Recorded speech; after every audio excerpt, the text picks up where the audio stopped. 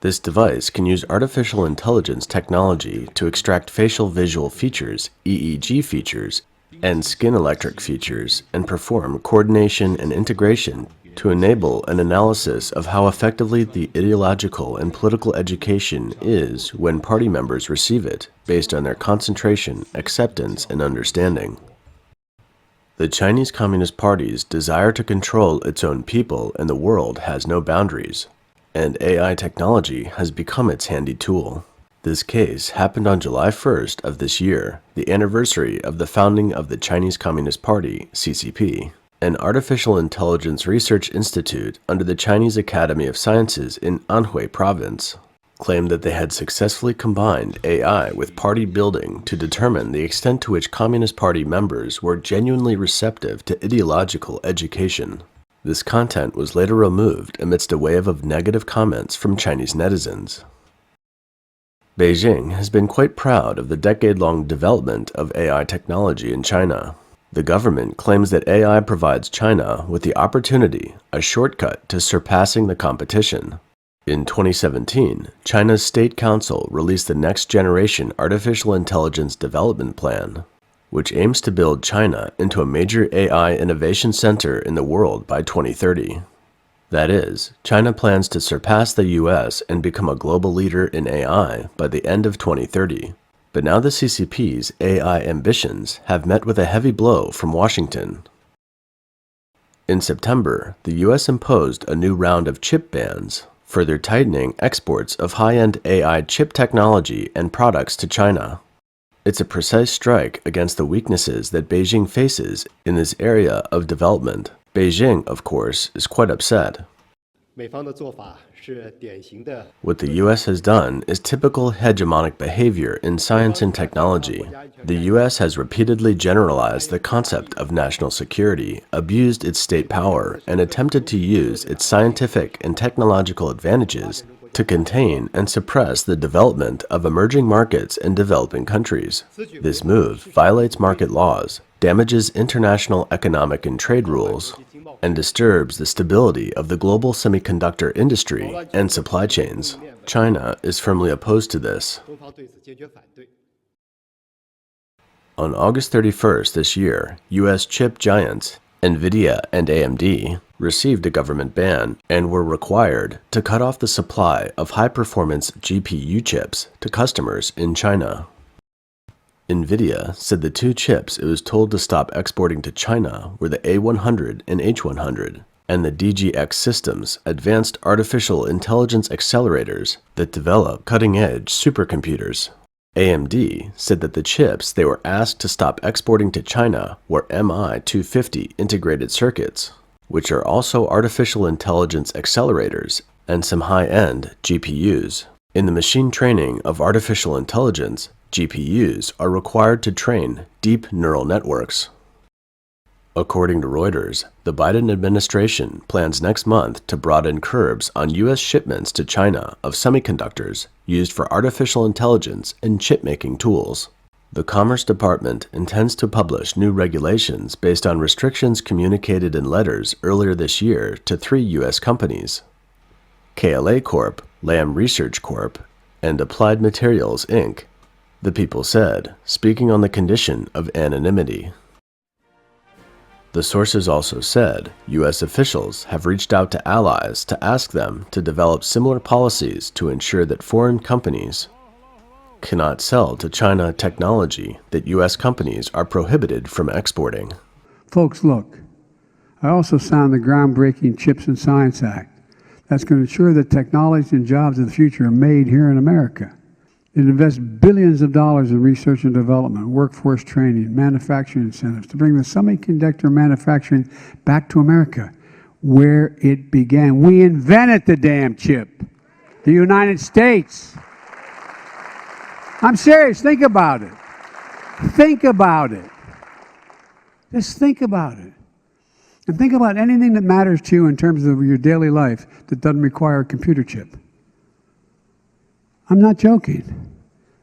The biggest reason for inflation last year was the cost of automobiles. because there weren't the chips available to build the automobiles. That's the reason.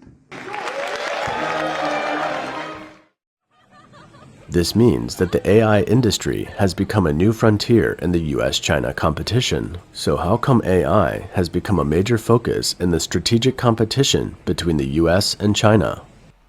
AI has become an important force in driving economic and social development with tremendous value in its application, making it a strategic territory for countries to compete.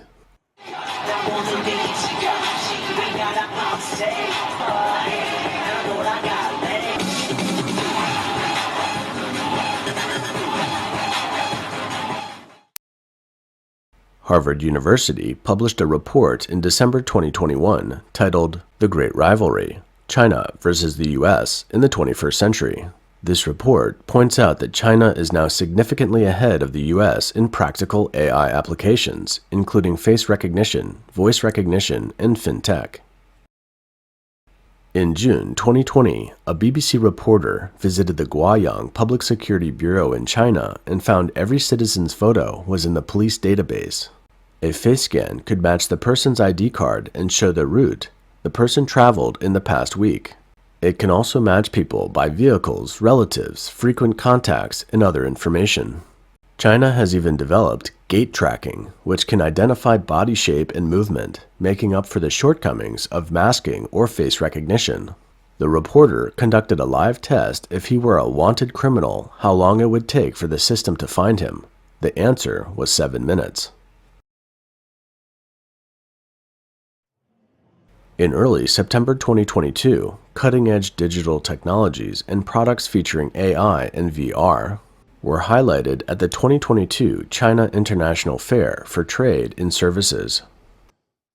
Look, here's a display of a 3D hyper-realistic digitized person.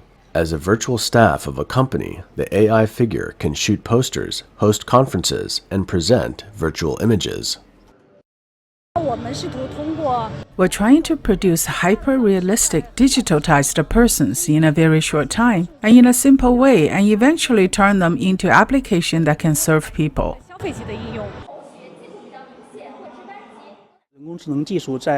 The prospect for application for the AI technology will be quite broad in the fields of finance, insurance, medical service, automobile, transportation, and logistics.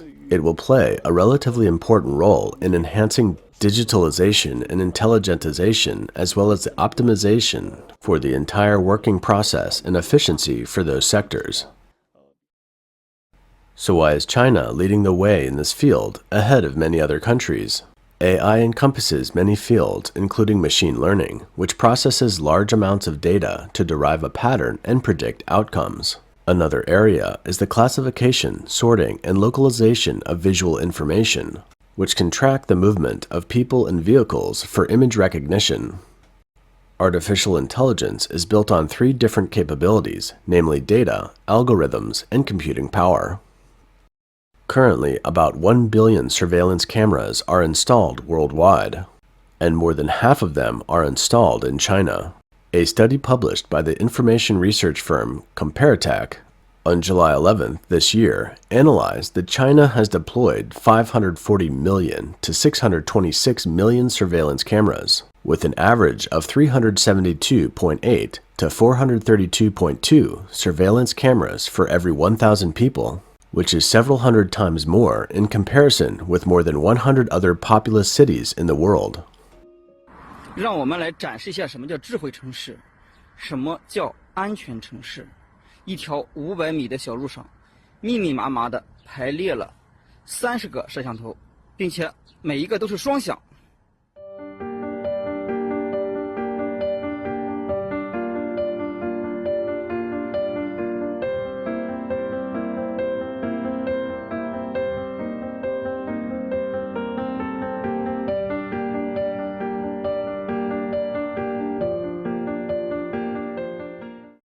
Through surveillance devices and other means, the communist government and corporations collect a vast amount of data, including facial and fingerprint images, financial information, vehicle movements, and network surveillance on Chinese citizens using complex mathematical equations to process the data and find patterns. Obviously, Western countries do not have such capabilities.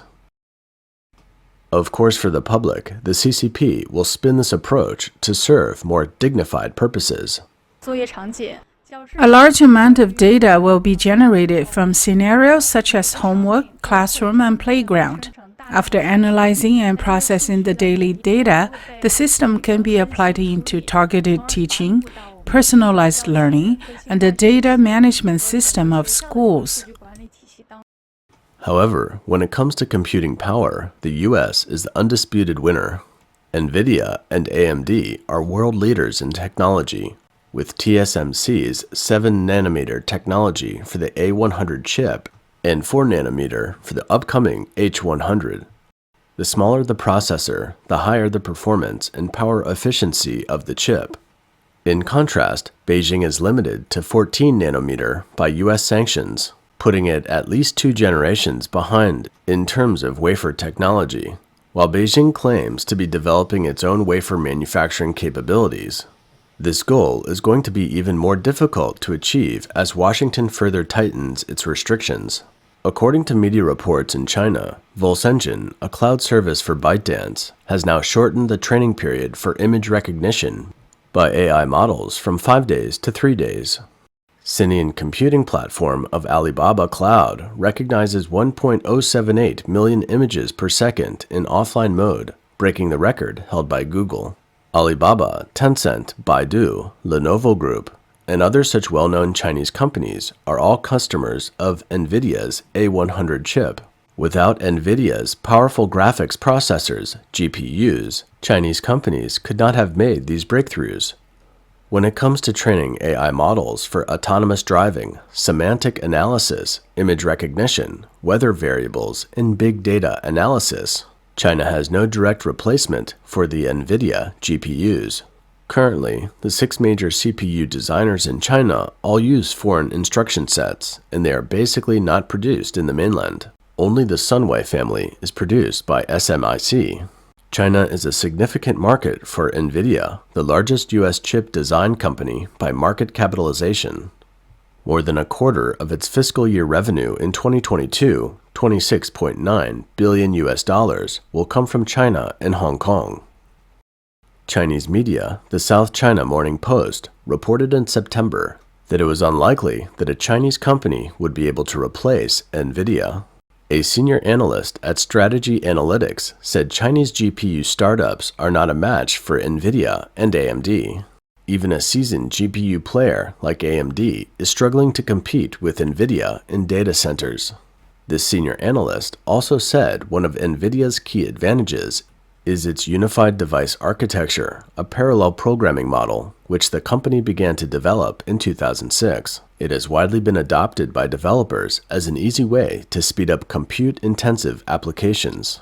As such, those who want to compete against Nvidia have to create an entire software ecosystem, which is extremely difficult. Reuters also reports that some of China's most strategic research institutions have just as high a demand for Nvidia's A100 chips.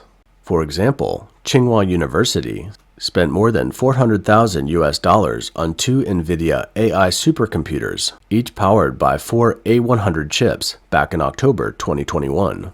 In the same month, the Institute of Computing Technology, the top research institute of the Chinese Academy of Sciences, spent about $250,000 on A100 chips. In July 2022, the Institute of Artificial Intelligence at the University of Central Academy of Sciences also spent about $200,000 on high-tech equipment, which, among other things, also included servers partially powered by A100 chips. In addition, China's National University of Defense Technology is one of the buyers of the A100 chip. A tender in May this year showed that the university's Research Institute plans to buy 24 NVIDIA graphics processing units with AI applications. The University of Defense Technology IT is also home to one of the world's most powerful supercomputers, the Tianhe-2. The US has limited its wafer design software, EDA, to 3 nanometers or older, and its lithography exports to 14 nanometers or older. It is foreseeable that in the future, once 14 nanometers runs its course, if the Chinese lithography technology and EDA still cannot break through, the gap with Nvidia and AMD will be even wider. The latest US ban will make Chinese AI companies spend more time to train their AI models. Because the 3 elements of AI, data, algorithm, and computing power are mutually supportive, the progress of deep learning technology of machine is supported by big data and big computing power. The neural network of deep learning is a very large system which requires a lot of data and strong computing power. The algorithmic model also requires powerful computing power. Without the capability to progress in computing power, the CCP will not be able to maintain its leading position in global AI. Lacking the support of computing power, success in other 2 areas alone is not enough. The Biden administration's tighter restrictions have also dampened the CCP's military ambitions. In the Ukraine battlefield, for example, the Ukrainians used an application to send photos of Russian military equipment to the Ukrainian army, and AI technology became key to defeating the Russians by classifying the large amount of photo data and identifying whether it was a worthy target. Real vigilance against the CCP's development of AI technology began under former President Trump, and the Biden administration has continued this line of thinking. On September 12th of this year, the Special Competitiveness Study Project, or SCSP, released a report titled Mid-Decade Challenges to National Competitiveness. The report said that China and the US are competing on 3 main battlegrounds: chips, AI, and 5G. Eric Schmidt, president of SCSP, told National Defense Magazine, "Whoever can make the fastest decisions has the advantage. The real question is how to reduce time. These AI systems make faster decisions than humans do, and that's the difference." This latest move by the US marks a major escalation in the US-China technology war. The US government used to prevent certain American companies from supplying a certain Chinese company, such as Huawei, but now the move is to impose a total ban on exporting certain US products to China. As a result of the American sanctions, the technology gap between Chinese chip companies and the international best-in-class will become increasingly significant. A clear example is Huawei.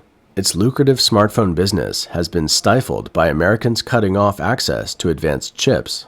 The latest Huawei Mate 50 smartphone model doesn't even support 5G capabilities, despite years of Huawei touting 5G network equipment. In the past 2 years, China's public and private sectors have embarked on massive investments to achieve the Communist Party's goal of semiconductor self-sufficiency, but a wave of closures has also followed. According to Chichacha, a Chinese business database, 3,470 entities that use the word chip in their registered names, brands, or business content were written off between January and August 2022. This number already exceeds 3,420 in 2021 and 1,397 in 2020. The massive closure of chip companies in China is a clear indication of all the pervasive systematic corruption and decay of the CCP regime. It also shows the current slump in China's domestic economy and the weak consumption due to the lockdown measures. In addition, the growing tension between the US and China has weighed on the semiconductor industry and made them pessimistic about the future. In a September 11th report by Reuters, Jim Lewis, a technology expert at the Center for Strategic and International Studies, said, "The strategy is to choke off China, and they have discovered that chips are a choke point. They can't make this stuff. They can't make the manufacturing equipment."